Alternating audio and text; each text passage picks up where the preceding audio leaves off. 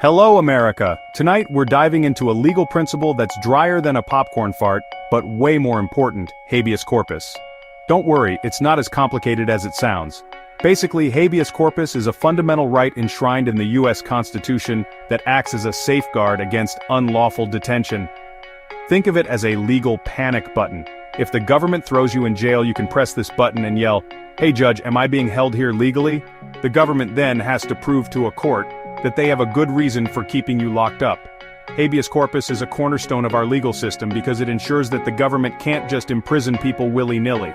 It's a vital check on government power and a crucial protection for individual liberty. Without it, the government could detain anyone. Political opponents, pesky journalists, that guy who always steals your parking spot without justification. And let's be honest, knowing some of the folks in charge, that's a terrifying thought.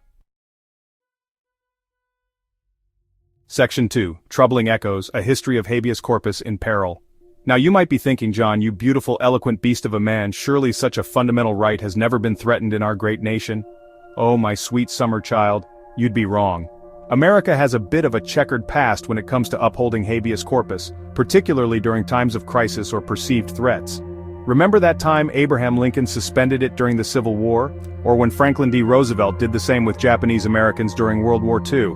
These were dark chapters in American history, where fear and prejudice trumped fundamental rights. And while we might like to think we've learned from those mistakes, the current political climate suggests otherwise.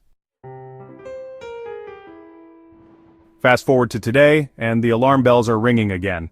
The Trump administration has been making noises about suspending habeas corpus, and let's just say, their track record on respecting civil liberties isn't exactly reassuring. Remember that whole Muslim travel ban debacle? Or the family separation policy at the border?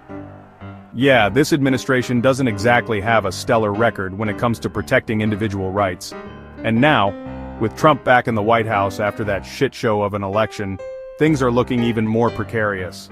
The administration is facing mounting pressure from both within and outside the government to crack down on dissent and consolidate power. Suspending habeas corpus would be a convenient way to silence critics and consolidate their grip on power. It's a chilling thought, and one that should concern anyone who values freedom and the rule of law. So, what happens if America loses habeas corpus? Well, it ain't pretty, folks. We're talking about a full-blown constitutional crisis. The bedrock of our legal system would crumble, and the government would have unchecked power to detain people without trial. Imagine a world where you could be thrown in jail for criticizing the government, for practicing your religion, or simply for looking at a Trump supporter the wrong way. It sounds dystopian, but it's a very real possibility if habeas corpus is suspended.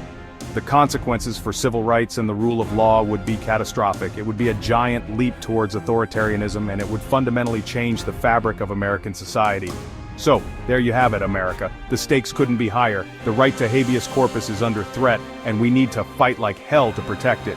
Because if we lose this fundamental right, we lose something far more precious: our freedom.